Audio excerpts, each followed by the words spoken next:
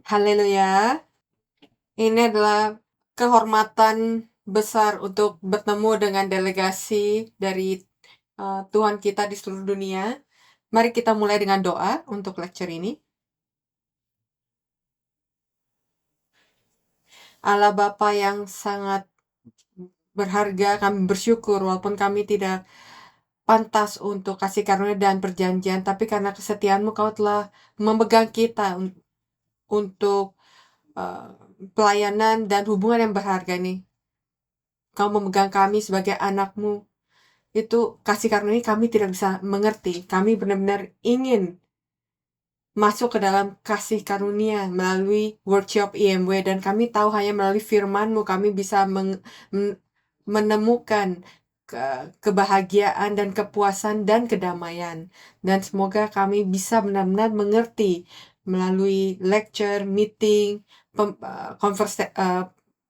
perbincangan dan acara yang kami miliki, dan kami ingin meminta kamu buka mata hati kami sehingga kami bisa melihat kamu melalui firman dalam Alkitab. Ribuan telinga yang tersembunyi yang tidak bisa kami sadari, tolong berikan kasih karunia sehingga kami bisa rendah hati di hadapan-Mu dan tidak mengikuti mata kami dan mengikuti firman-Mu. Bantu kami, Bapa. Kami berdoa dalam nama Yesus. Kami bersyukur. Amin. Jadi seperti yang dikatakan oleh Dr. Samuel Kim, kita mempelajari buku ini. Jadi judul dari pelajaran ini adalah Pelita Perjanjian yang Tak Terpadamkan. Bersinar sepanjang masa hakim-hakim. Ini mungkin waktu tergelap dalam sejarah manusia, masa hakim-hakim. Dan kalau kita bisa lihat di cover buku ini, kata perjanjian itu sangat penting. Tapi saya ingin menekan pada kata ini ada tak terpadamkan. Tidak ada yang bisa memadamkan api Tuhan kita. Bagaimana tak terpadamkan? Sejarah itu bersaksi. Bahkan pada saat waktu kita sangat gelap, pelitanya juga bersaksi bagaimana gelapnya periode ini. Karena kita tidak perlu pelita kalau nggak gelap, kan? Jadi pada periode kegelapan ini, pada saat Allah berkata, firman janji saya kepadamu, itu adalah pelita yang tak pernah terpadamkan. Kenapa? Ia menaruh pelita ini sebagai perjanjian. Allah menggunakan kata pelita sebagai analogi untuk perjanjiannya. Dan pelita ini tidak terpadamkan. Kenapa? Karena ia adalah yang terbaik di seluruh dunia ini. Kami memuja Tuhan kita, Allah kita, karena ia lebih besar daripada pengertian kita, pengetahuan kita. Dan Alkitab bersaksi kalau ia lebih besar dari segala apapun di dunia ini. Apakah kita percaya akan hal itu? Jadi buku ini benar-benar mulai dengan introduksi yang sangat spesial, pendahuluan yang sangat spesial. Kalau Allah itu lebih besar dari segala sesuatu.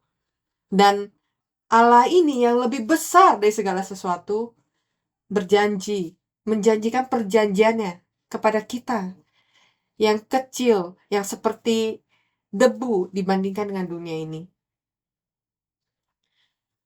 Hidup kekal yang Yesus katakan di Yohanes pasal 17 ayat 3 itu adalah pengetahuan.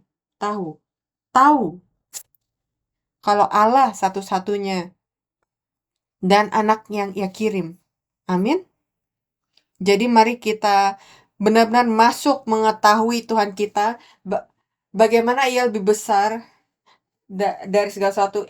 Tuhan kita Yesus Kristus yang berkata juga seperti ini, Yohanes pasal 10 ayat 29. Ia berkata, Bapakku lebih besar daripada siapapun. Karena ia lebih besar dari siapapun, tidak ada seorang pun dapat merebut mereka dari tangan Bapa.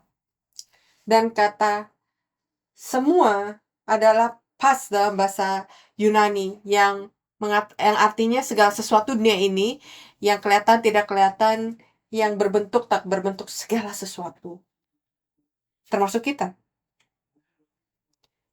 Kita tahu betapa besarnya dunia ini kan, karena saintis juga berkata hal ini. Tapi kalau kita lihat beberapa contohnya,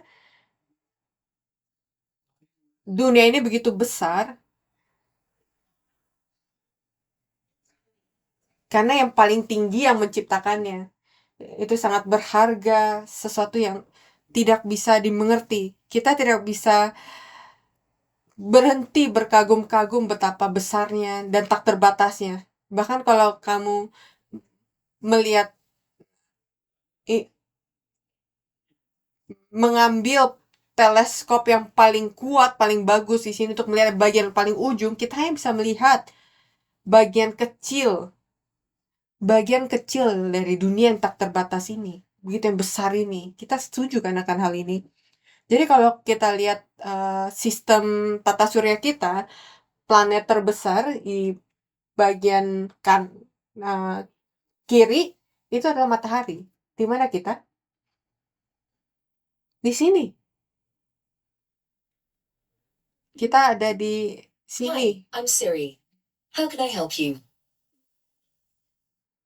Kita pikir kalau dunia ini sangat besar, tapi betapa besarnya kita. Karena radius matahari itu adalah 100 kali dari bumi. Dan 1,3 juta kali dari bumi. Itu adalah volume matahari.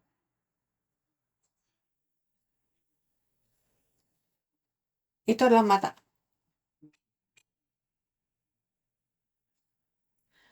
Dan sistem tata surya kita ada di cluster yang merupakan galaksi. Dan di galaksi kita memiliki 300 miliar matahari. Dan berapa banyak galaksi di dunia ini?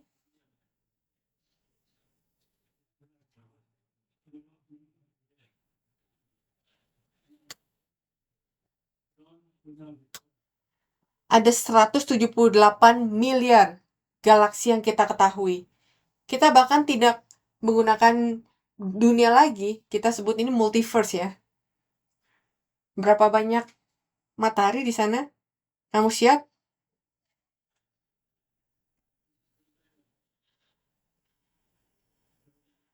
Ada 300 miliar dikali 300 miliar bintang dikali 178 miliar galaksi. Itu ada 5,34 kali 10 pangkat 22. Saya sangat tidak tahu ini. Ini adalah 53,4 sextillion. Saya bahkan nggak tahu kata ini sampai hari ini. Jadi pendeta Abraham Park mencoba menjelaskan kepada kita dengan cara yang kita gampang untuk mengerti. Misalnya kamu bisa lihat 20 bintang per detik. Kamu tahu berapa lama untuk kita bisa melihat 53,4 sextillion bintang? Kita perlu 84,6 triliun tahun.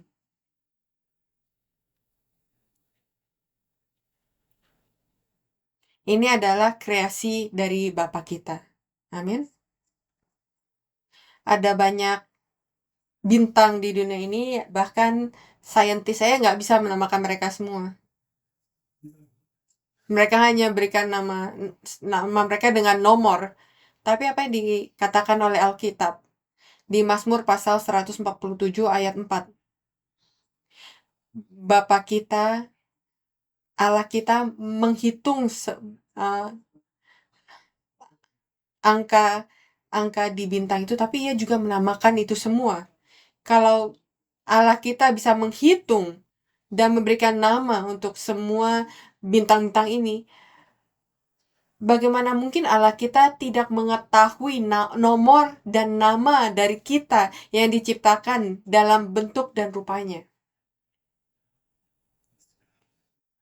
Allah yang sangat besar ini semakin dekat dengan kita. Itu yang coba dikatakan oleh Alkitab kepada kita. Dan saya sangat terkejut dengan ayat ini. Mazmur pasal 145 ayat 9. Segala sesuatu yang kelihatan atau tidak kelihatan di seluruh dunia dan rahmatnya terhadap segala sesuatu yang dijadikannya. Dan di dunia yang besar ini, kadang-kadang kamu komplain kenapa ini terjadi, itu terjadi. Kenapa Allah tidak baik untuk hal itu? Tapi karena mata kita tertutup, kita tidak bisa melihat kasih karunia yang begitu besar. Kasih karunia mungkin terlalu besar, pengampunannya begitu besar. Kamu hidungnya ada di tembok, kamu nggak bisa ngelihat betapa besarnya tembok itu kan. Itu mungkin kita. Dunia yang begitu besar ini termasuk kamu dan saya. Dan kita dipegang oleh kasih karunia setiap detik dari hidup kita. Mari saya tunjukkan pada kamu. Bumi kita tidak hanya terdiam, ya kan? Kita pikir nih diam, tapi bumi ini berotasi di 460 meter per detik. Kamu tahu betapa cepatnya ini? Ini 2 kali lebih cepat dari pesawat yang kamu naiki ke sini. Bagaimana dengan orbit bumi terhadap matahari? Dia berotasi sendiri kan, tapi dia juga mengorbit matahari. Dan dia bergerak dengan kecepatan 30 km per detik. Ini 3 kali lebih cepat dari roket yang 3 kali lebih cepat dari roket yang berputar di angkasa. Kamu kamu pusing nggak? Nggak kan? Kita dipegang oleh satu kekuatan yang memberikan kedamaian untuk kita. Dan bumi kita, seluruh galaksi ini juga berputar. Dan bumi berputar di galaksi bukan 30 km per detik seperti roket, tapi 220 km per detik. Betapa hebatnya kalau seluruh planet-planet ini tidak menabrak satu dengan yang lainnya. Setiap saat, setiap detik, semua ada pada tempatnya dan tidak ada tabrakan. Suatu kekuatan bekerja di sini. Dan itu adalah pekerjaan pengampunan dari Tuhan Bapa kita dan kebaikan darinya. Dan kalau sesuatu yang sangat cepat pasti mengeluarkan suara yang sangat keras kan, seperti mobil atau pesawat. Tapi semuanya berjalan dengan sangat cepat, tapi kita tidak mendengarkannya. Karena kita hanya bisa mendengarkan beberapa frekuensi. Ini adalah berkat untuk kita. Berapa besar kasih dari Bapa kita terhadap kita semua. Kenapa Allah berpegang pada segala hal ini di dunia ini? Kenapa? Alkitab bersaksi. Ini sangat baik. Ia bersaksi kalau ini sesuatu dipegang oleh kekuatan firman-Nya untuk kita. Sangat sulit untuk dipercaya kan, ini sangat baik. Ibrani pasal 1 ayat 3.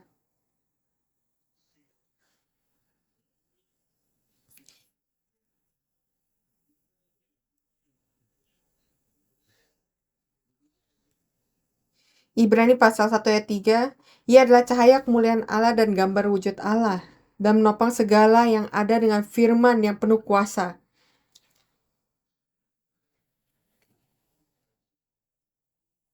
Kenapa? Karena setelah ia selesai mengadakan penyucian dosa, ia duduk di sebelah kanan yang maha besar di tempat yang tinggi.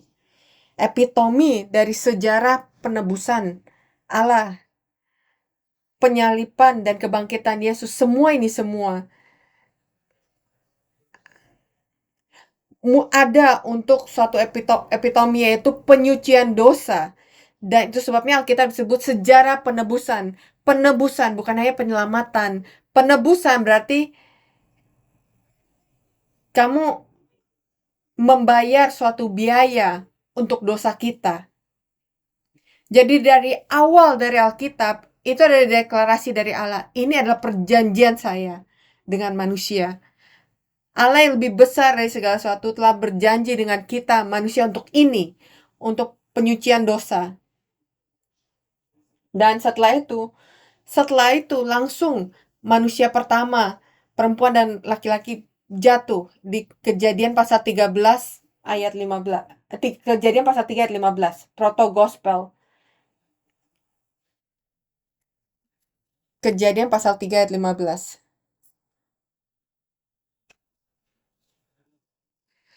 Ya, aku akan mengadakan permusuhan antara engkau dan perempuan ini. Mereka menjadi sangat dekat sampai perempuan itu menolak firman Allah.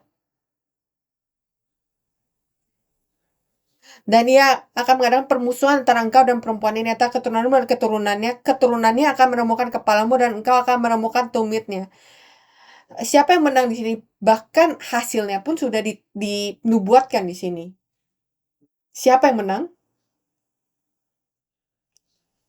Benih perempuan. Karena benih ular akan meremukkan tumitnya, tapi benih perempuan akan meremukkan kepala dari ular. Dan Tuhan kita Yesus Kristus melakukan hal yang seperti itu di kayu salib. Jadi bahkan di Kejadian 3, di perjanjian lama tidak disebut tentang Yesus Kristus, tapi di awal Alkitab Allah mendeklarasikan anaknya, benih perempuan, Mesias untuk datang. Ini adalah fokus dari Allah sepanjang Alkitab. Allah kita sangat fokus bukan untuk kesuksesan dari pelayanan, berapa baiknya kamu. Ya fokus pada penyucian dosa manusia. Untuk mengirim Yesus Kristus dalam hidup kita. Dari awal dari Alkitab. Ia membuat perjanjian melalui banyak pengkhianatan, penolakan, ketidaksetiaan manusia. Yang menerima perjanjian yang sangat berharga ini. Allah melalui ini semua dan memenuhi perjanjiannya. Apakah kita harus baca ayat ini bersama-sama? Kejadian Yohanes pasal 3 ayat 16. Karena begitu besar kasih Allah akan dunia ini sehingga ia telah mengaruniakan anaknya yang tunggal supaya setiap orang yang percaya kepadanya tidak binasa melainkan beroleh hidup yang kekal. Amin. Tuhan kita yang lebih besar dari segalanya yang membuat perjanjian dengan manusia, ia tidak pernah gagal untuk memenuhi perjanjiannya. Dan lihat namanya adalah Yesus. Artinya ia akan menyelamatkan umatnya dari dosa. Jadi setiap kali saya membaca ayat ini, saya sangat terkejut lihat umatnya. Allah memanggil kita, umatnya, walaupun kita masih di tengah dosa-dosa kita. Artinya, Yesus akan menyelamatkan umatnya dari dosa kita. Kita sudah menjadi umatnya pada saat kita berdosa, maka ia tidak menyerah. Dan Yesus memperkenalkan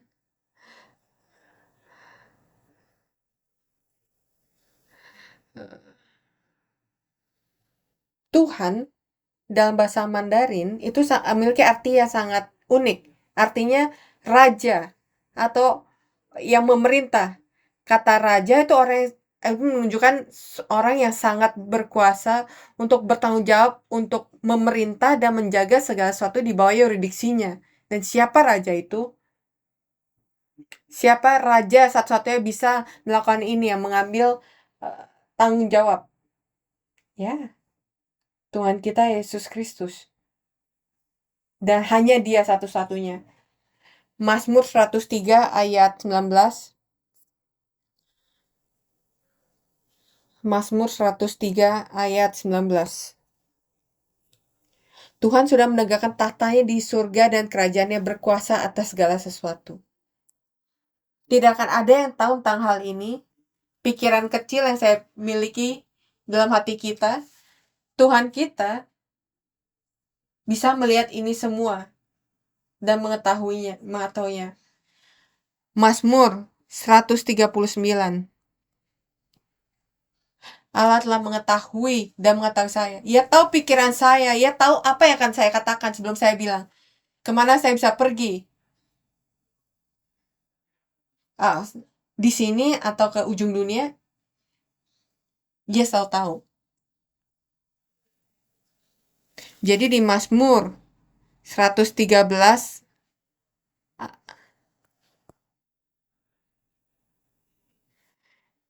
di ayat 5-6, Tuhan Allah kita yang diam di tempat yang tinggi, yang merendahkan diri untuk melihat ke langit dan ke bumi.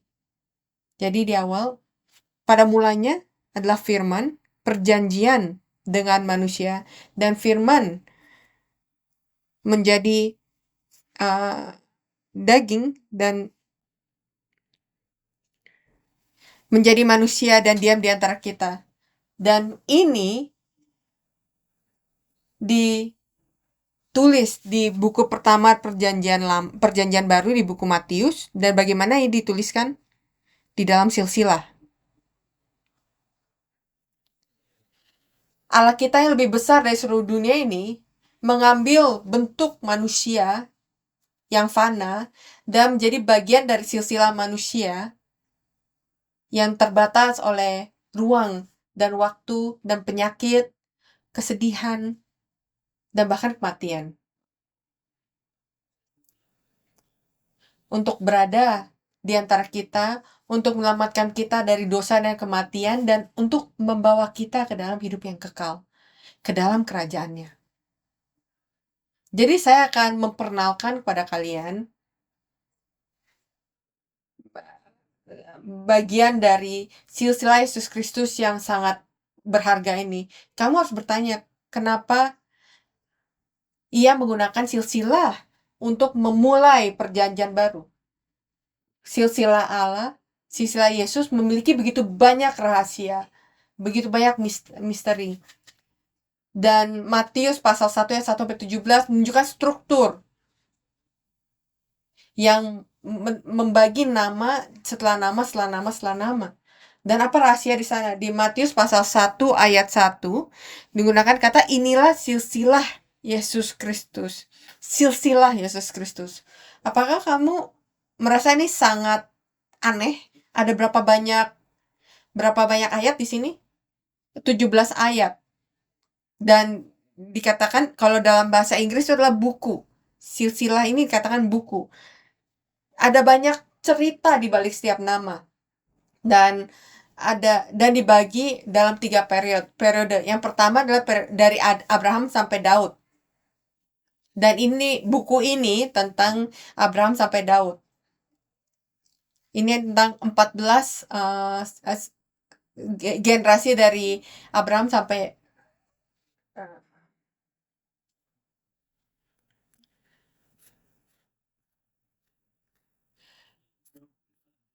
dan ini sangat benar karena ada seseorang yang menulis seluruh buku dari silsilah ini.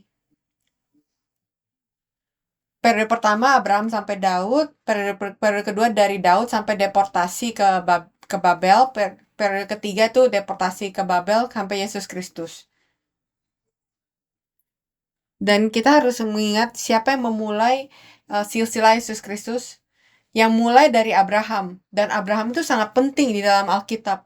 Ia merupakan cetak biru dari jalan kita ke surga, ke kerajaan. Kenapa? Karena Allah menjanjikan kerajaannya kepada Abraham, bapak iman kita. Dan janji ini disebut sebagai perjanjian sulu. Itu ada di Kejadian pasal 15. Dan Allah telah menunjukkan 3 hal yang kita perlukan untuk membentuk kerajaannya. Abraham itu sangat penting karena pada saat kita berbicara tentang surga yang akan kita pergi setelah kematian kita, Allah itu bukan seperti dewa kematian yang datang untuk mengambil roh kematian kita, tapi Allah adalah Allah kehidupan, Allah yang hidup.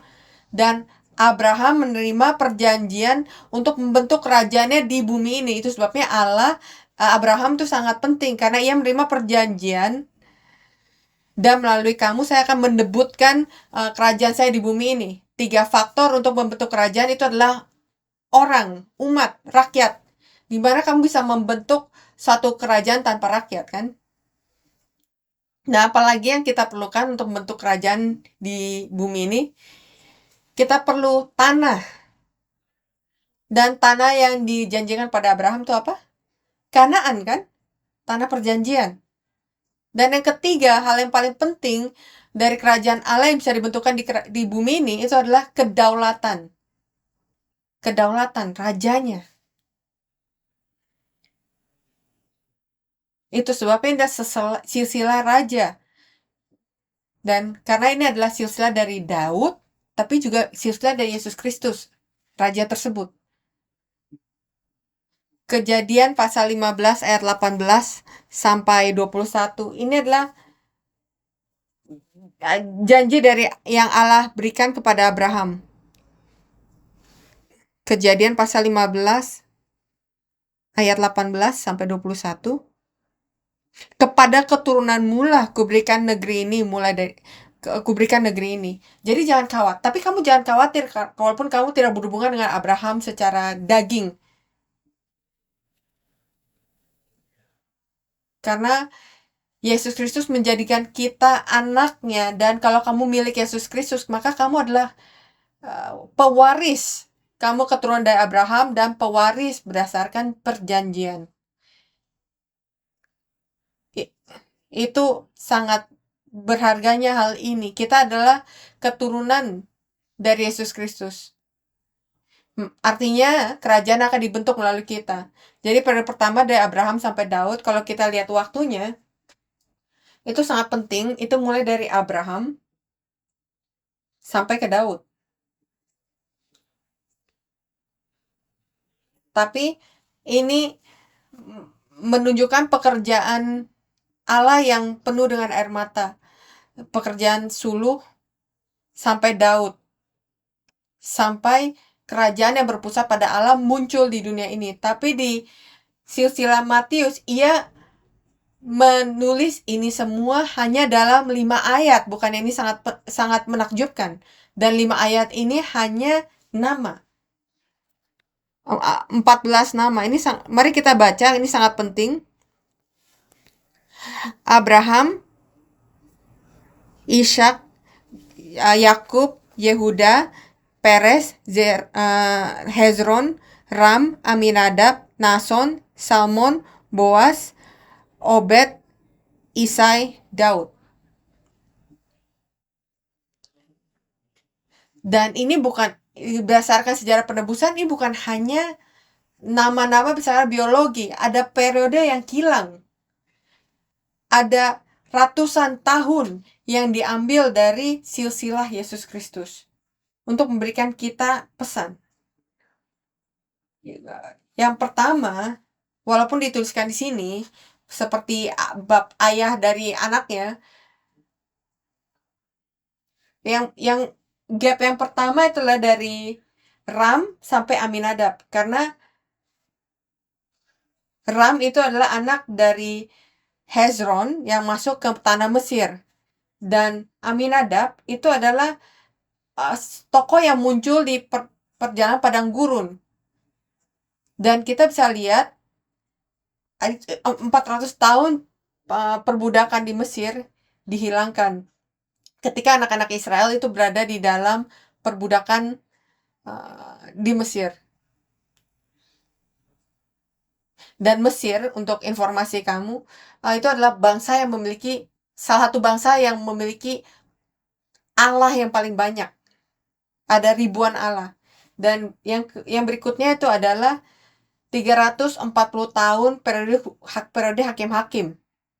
Dan kita akan melihat lebih dalam kenapa ada periode yang dihilangkan antara Salmon dan Boas pada lecture ketiga nanti.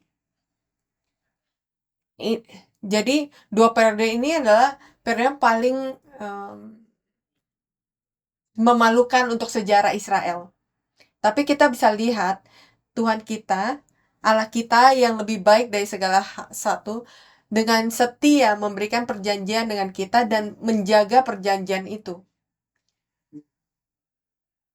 Akan membawa titik balik di dalam sejarah, bukan manusia, tapi setiap kali kita tersesat, kita menolak Allah kita, itu adalah Allah yang merendahkan dirinya dan datang pada kita dan mengubah kegelapan ini menjadi waktu yang penuh dengan harapan. Ini menunjukkan tidak ada kegelapan yang bisa berada di antara Allah, memenuhi perjanjiannya, membentuk memenuhi perjanjian dengan kita. Dan kita lihat di sini, Exodus di sini, kita lihat pemerintahan Daud di sini, dan periode hakim-hakim ada di sini. 340 tahun itu dari 1390 pada saat mereka masuk ke tanah perjanjian sampai sebelum masa Daud. Itulah masa kita di sini. Tapi di 1 Korintus pasal 10 dikatakan kalau ini semua ditulis sebagai contoh untuk kamu dan saya. Itu maksudnya apa? Hakim.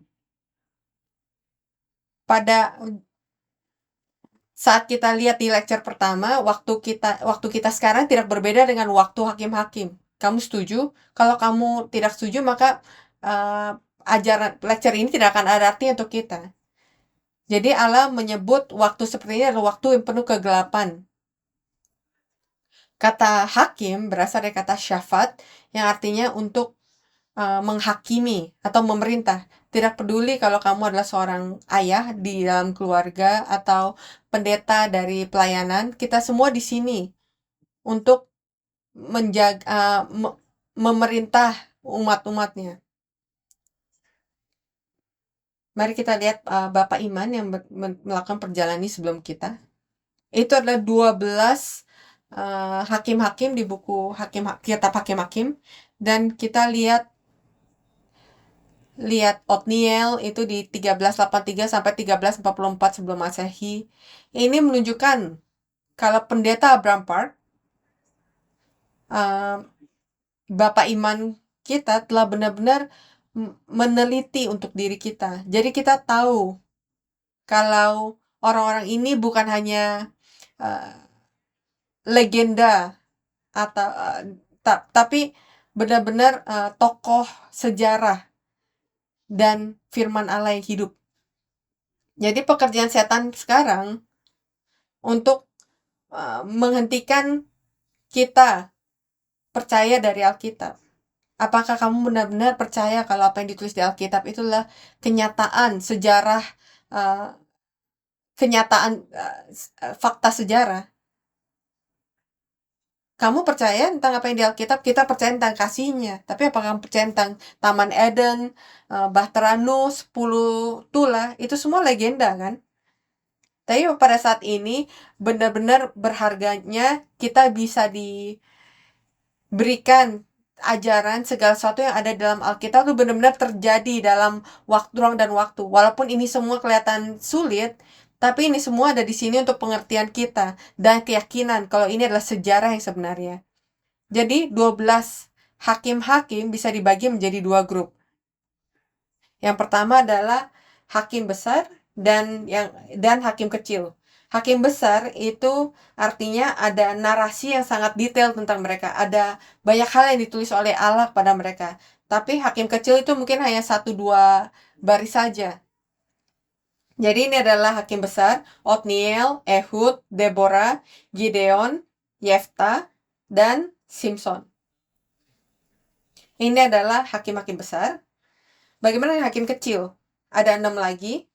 Mereka adalah Samgar, Tola, Yair, Epsan, Elon, dan Abdon. Tapi ini semua adalah manusia, laki-laki dan perempuan yang penuh dengan kekurangan, kelemahan. Mereka hanya orang biasa seperti kamu dan saya. Haleluya. kegelapan, masa kegelapan hakim-hakim, Allah menggunakan orang-orang yang tidak berkualifikasi untuk melakukan pekerjaannya. Mari kita lihat beberapa contoh kelemahan mereka dan lemahnya mereka, tapi mereka bisa menyelamatkan umat-umat Allah. Yang pertama adalah Ehud. Kalau kamu lihat posisinya, ini adalah contoh ketika ia akan mencoba membunuh Eglon, Raja Moab. Tapi lihat tangannya di sini. Tangan yang mana? Tangan kanan atau tangan kiri? Tangan kiri kan? Ia tidak bisa menggunakan tangan kanannya. Tidak menggunakan tangan kanan itu artinya berada di bawah kutukan.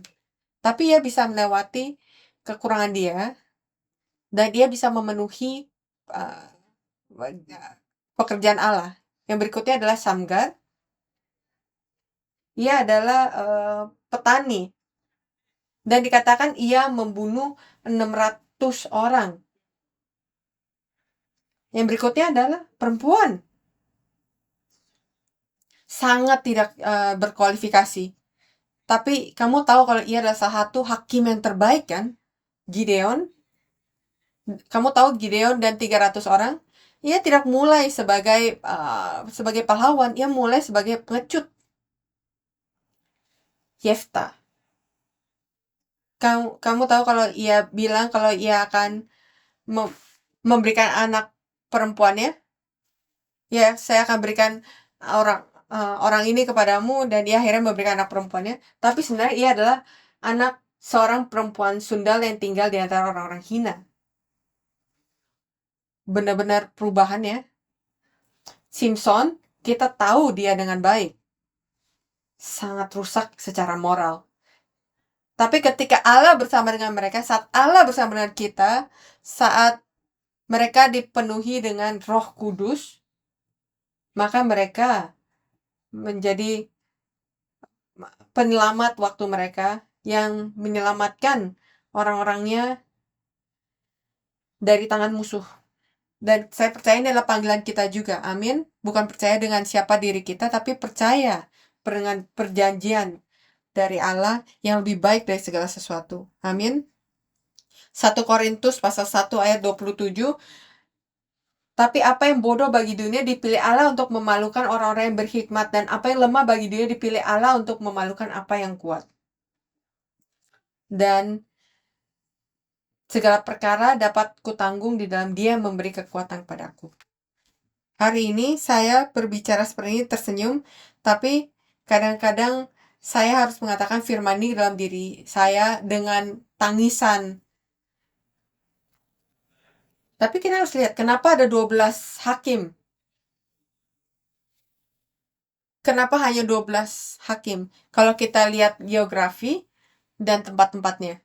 Yang pertama, Allah menghukum orang Israel begitu masa hakim-hakim mulai dengan Raja Mesopotamia. Mesopotamia itu bagian bawah sana. Dan mereka dihukum selama 8 tahun. Dan Allah memanggil hakim pertama, Otniel. Dia dari Yehuda. Dan ia menyelamatkan umatnya dan Allah memberikan kedamaian selama 40 tahun. Lalu berikutnya apa yang terjadi lagi? Penindasan lagi dari Moab. Selama 18 tahun. Bisa bayangkan nggak? Berada di suatu bangsa, tapi kamu ditindas. Jadi Allah menghukum Israel dari Eglon, Raja Moab, selama 18 tahun, dan ia mengirim seseorang yang tangan kidal dan ia kenapa ia berikan 18 tahun? Di mana mereka sekarang? Mereka dari Kanaan. Mereka sudah ada di tanah perjanjian. Mereka sudah menjadi umat perjanjian Allah. Jadi kita memiliki 2-3 elemen untuk membangun kerajaan Allah. Umat dan tanah ada di sana. Tapi komponen ketiga tidak ada di sana, rajanya. Kamu lihat di sini ada kedamaian di sana, tapi tidak seumur hidup. Yang berikutnya, Filistin. Samgar sebenarnya muncul sesudah Ehud, tapi yang muncul sesaat. Dikatakan kalau ia membunuh 600 orang Filistin dengan tongkatnya. Jadi kita bisa tunjukkan kalau Ehud dan Samgar sebenarnya hidup bersama-sama dan mereka menjadi hakim di tempat yang berbeda.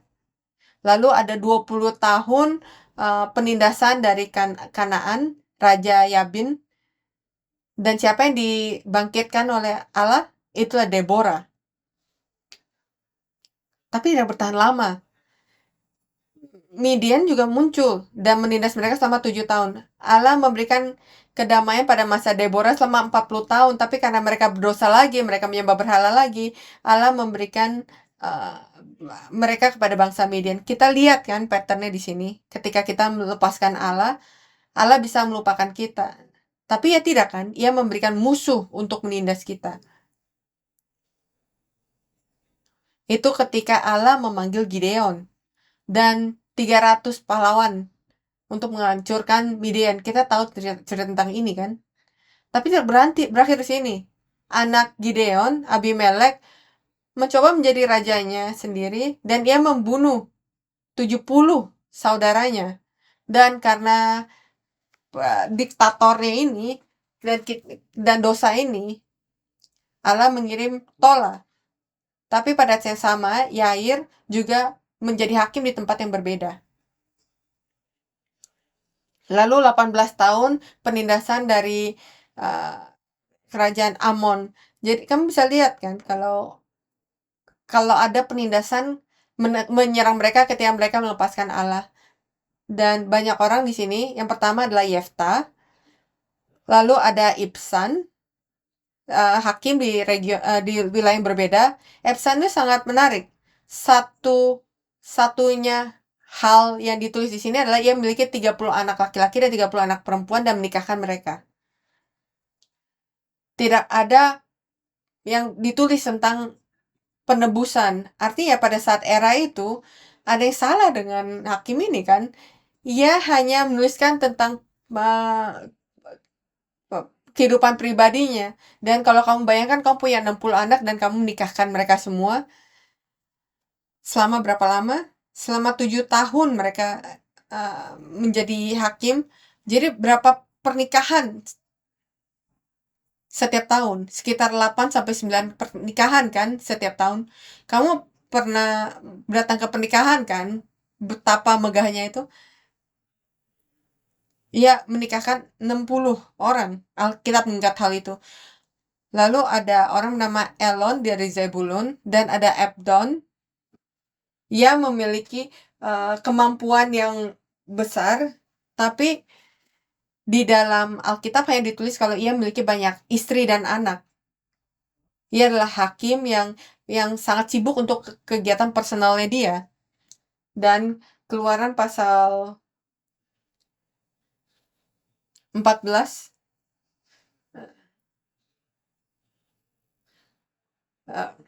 Kejadian pasal 12 ayat 13 sampai 15 menuliskan tentang hal itu. Jadi bagaimana Allah mengingat kita itu sangat penting. Yang terakhir, kamu lihat 18 tahun Amon di sini bersamaan dengan 40 tahun penindasan Filistin, dan kita memiliki hakim yang sangat terkenal di sini yaitu Simpson. Dia dari suku Dan.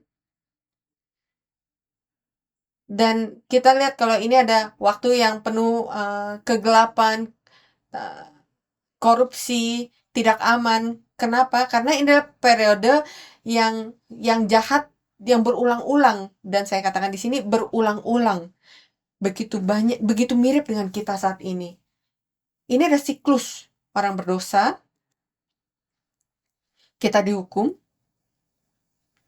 dan kita bangun, kita menangis, begitu banyak, dan kita bertobat, dan kita kembali kepada Allah, beriman dengan penuh kesetiaan, ia menyelamatkan kita, Dan problemnya di sini, saat kita diselamatkan, kita bertemu dengan Allah melalui pertobatan, kita lupa.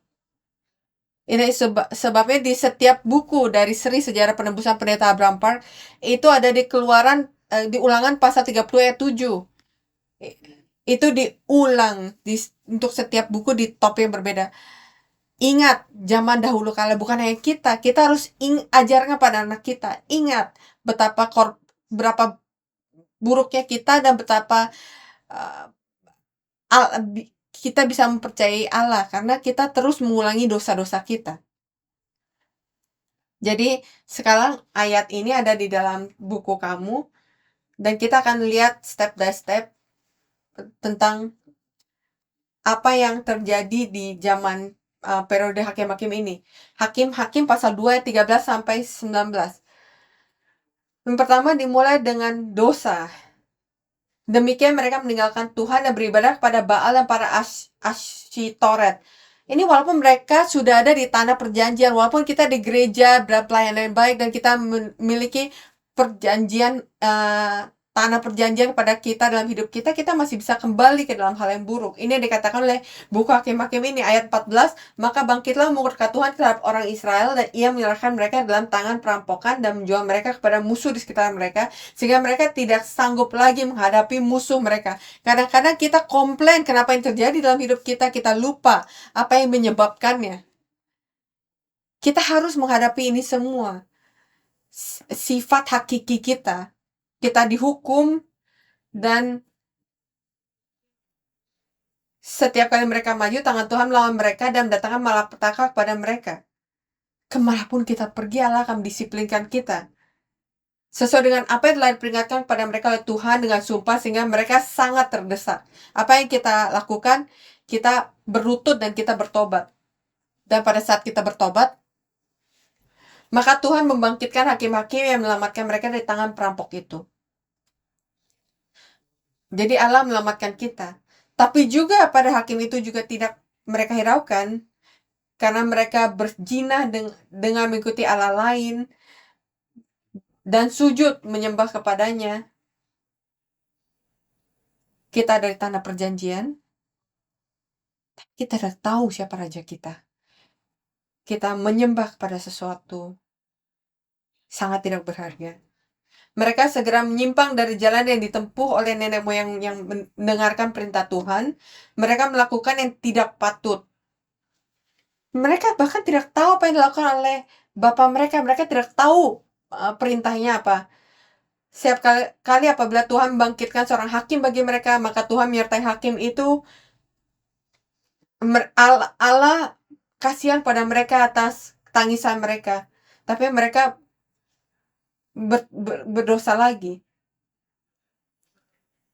Ketika hakim itu mati, mereka kembali ke dalam jalan mereka yang lama. Itu sebabnya buku Hakim-Hakim menutup dengan konklusi ini. Ayat terakhir dari buku Hakim-Hakim. Hakim-Hakim pasal 21 ayat 25. Pada zaman itu tidak ada raja di antara orang Israel, setiap orang berbuat apa yang benar menurut pandangannya sendiri. Bapak kita yang lebih besar dari seluruh dunia ini memberikan janji kepada mereka dan juga memberikan janji dengan kita. Dengan bertemu dengan Yesus Kristus, kita menjadi keturunan Abraham. Dan bahkan jika kita menjadi umat pilihan, bahkan kita masuk ke dalam tanah perjanjian, kalau kita tidak bisa mengenal siapa raja kita, yang sebenarnya kita tidak di sana. Saya rasa ini adalah waktu kita untuk memperhatikan dengan seluruh perhatian kita Allah Bapa kita yang lebih besar. Perjanjiannya itu tidak terpadamkan, bahkan dalam dosa kita yang terburuk. Jadi saya ingin menutup dengan ayat terakhir 2 Timotius pasal 2 ayat 13. 2 Timotius pasal 2 ayat 13. Ini adalah kesimpulan dari kemanusiaan kita.